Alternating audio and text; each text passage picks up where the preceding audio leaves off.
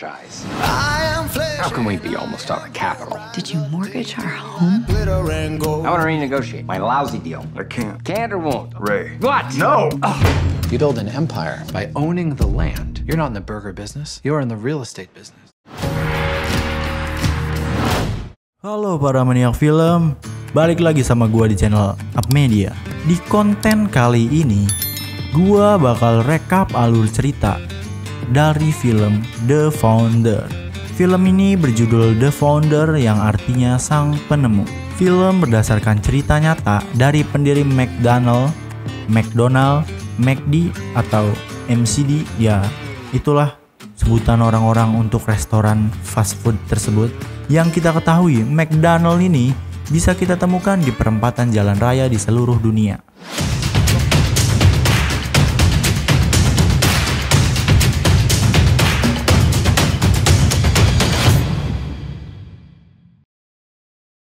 Tapi sebelum masuk ke alur cerita, yuk di subscribe dulu dan nyalain lonceng notifikasinya biar kalian gak ketinggalan kalau kita upload konten baru. Kalau sudah, mari menuju ke alur cerita. Tokoh utama dari film ini bernama Ray Kroc.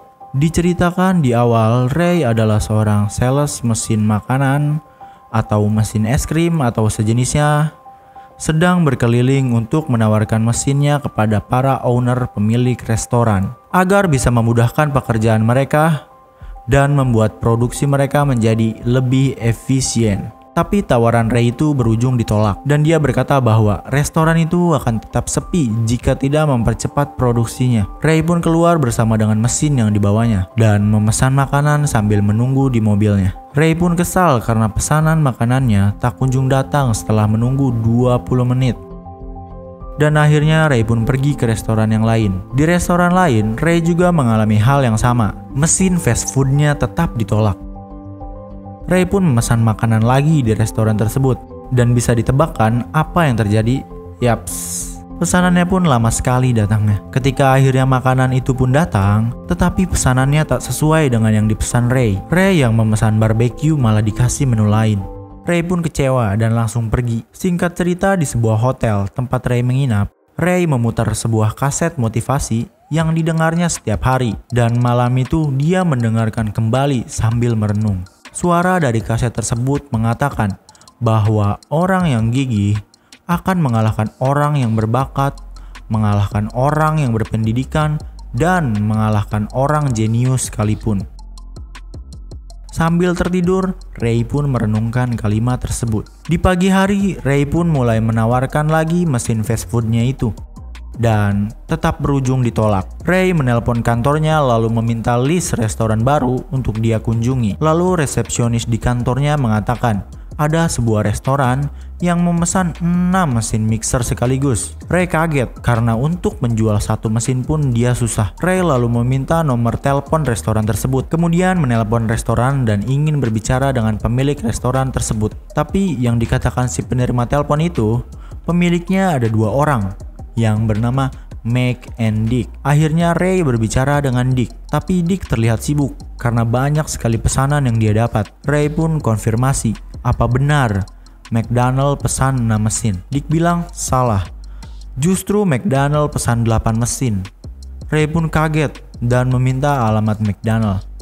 Setelah melihat peta, ternyata alamat McDonald jauh dari California. Lalu Ray pun bergegas ke sana untuk mengantar mesinnya. Ray pun sampai di McDonald dan memesan makanan. Tidak perlu lama menunggu, pesanannya pun jadi. Caranya unik dan berbeda dengan restoran yang ada selama ini. Tetapi Ray bingung bagaimana caranya memakan dengan tidak memakai piring dan sendok. Dan Ray pun memperhatikan cara makan orang di sana. Tak lama ada seorang tukang sapu sedang bersih-bersih sampah di halaman depan restoran itu.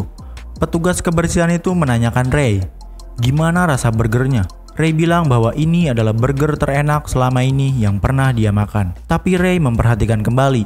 Ternyata tukang sapu itu adalah pemilik restoran tersebut yang bernama Mac.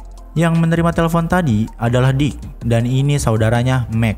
Mereka pun berkenalan dan Mac mengajak Ray untuk berkeliling ke dalam restorannya.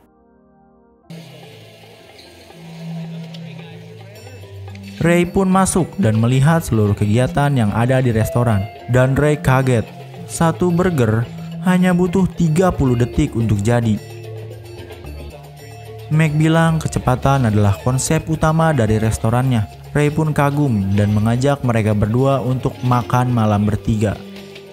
Akhirnya mereka pun makan malam. Mac dan Dick menceritakan awal mula mereka membangun restoran tersebut dari awal. Awalnya, McDonald adalah restoran yang sama dengan restoran lainnya pada umumnya, yaitu memiliki menu yang banyak. Mac dan Dick sadar menu yang laku hanya cuma 3. 3 menu itu adalah burger, kentang goreng, dan milkshake. Mereka memutuskan untuk menghilangkan menu lainnya kecuali 3 menu itu.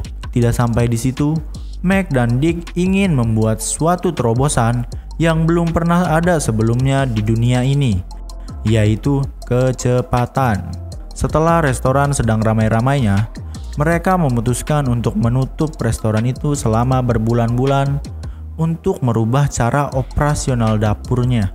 Mereka pun berlatih di sebuah lapangan tenis dan digambar mirip dengan posisi dapurnya, dan terciptalah sistem pertama di dunia, yaitu sistem fast food. Dan McDonald adalah restoran pertama yang memakai sistem fast food tersebut. Malam harinya, Ray tidak bisa tidur dan terus memikirkan ide mereka yang sangat brilian. Dan Ray terfikir sesuatu. Paginya, Ray menghubungi Mac dan Dick. Setelah mereka datang, Ray pun langsung membicarakan idenya itu. Dan idenya adalah waralaba, waralaba, dan waralaba. Jadi, waralaba atau franchise itu adalah hak berupa kebebasan menggunakan merek, produknya, hingga sistem operasionalnya untuk jangka waktu tertentu. Dengan kata lain, antara pemilik merek dan pengguna merek ada hubungan bisnis tertentu. Tapi Dick bilang, mereka sudah pernah mencoba dan gagal. Karena franchise standarisasinya tidak bisa dikontrol. Ada 5 franchise sebelumnya, tapi 5-5-nya itu jorok, kotor, dan bahkan menjual menu lain selain menu andalan dari McDonald, yang justru nantinya malah merusak nama McDonald tersebut. Dan akhirnya mereka menutup franchise itu. Mac dan Dick berpikir lebih baik punya satu restoran yang sempurna daripada mempunyai ratusan restoran tetapi jelek semua. Debat pun terus berlangsung antara Ray dan mereka berdua. Ray menyuruh mereka merekrut supervisor untuk mengawasi franchise-nya agar standarisasinya tetap terjaga. Tapi Ray dan mereka berdua tetap bantah-bantahan. Ray pun pulang dan bertemu istrinya, dan terjadilah perdebatan.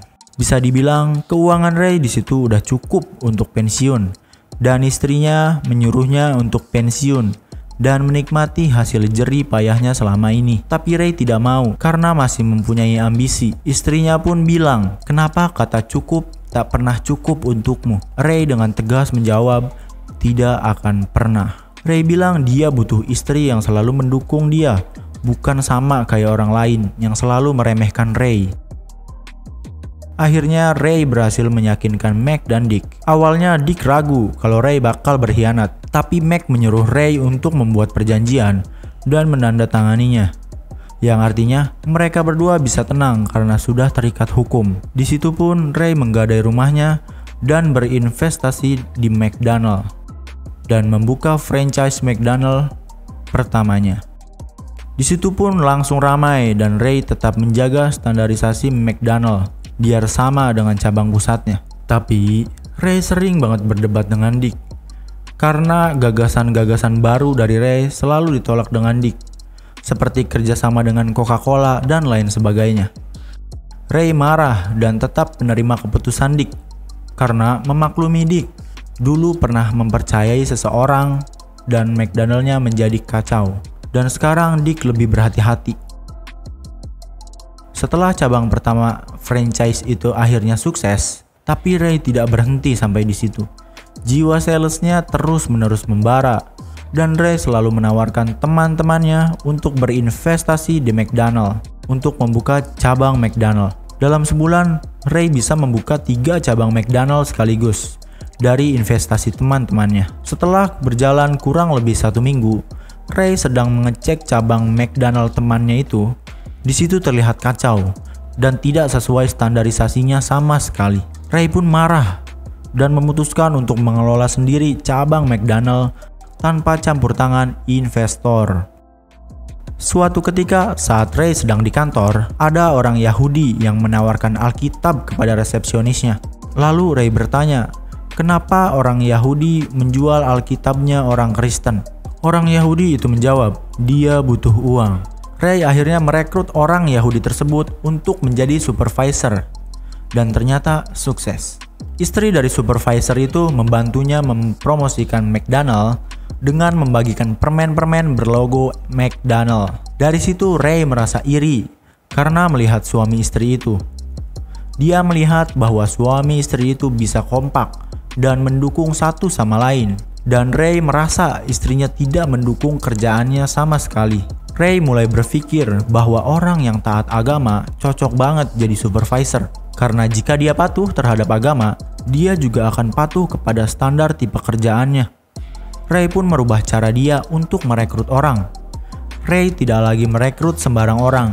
Ray sekarang sering mengunjungi gereja, tempat ibadah Yahudi, dan tempat ibadah agama-agama lain untuk pidato dan perekrutan karyawan di sana. Terlihat di situ banyak sekali orang yang bergabung dan berhasil. Orang-orang yang Ray rekrut dari latar belakang agama itu, kinerjanya sangat bagus semua. Cabang-cabang McDonald pun sukses besar. Dan semua standar operasionalnya sama dengan McDonald pusat yang bisa terjaga kualitasnya. Ray dari situ mendapat pelajaran. Kunci sukses dalam usaha adalah rekrutmen yang baik. Dan film ini pun selesai. Jadi gimana? Tertarik untuk membuka restoran sendiri? Atau ingin berinvestasi di McDonald? Gak butuh modal banyak sih, cukup 7 miliaran aja. Untuk kalian yang punya rekomendasi film dan ingin kita rekap alur ceritanya, bisa taruh di kolom komentar ya. Jangan lupa dukung channel ini agar terus berkembang dengan cara like, share, dan subscribe. Jangan lupa juga nyalain tombol loncengnya. See you!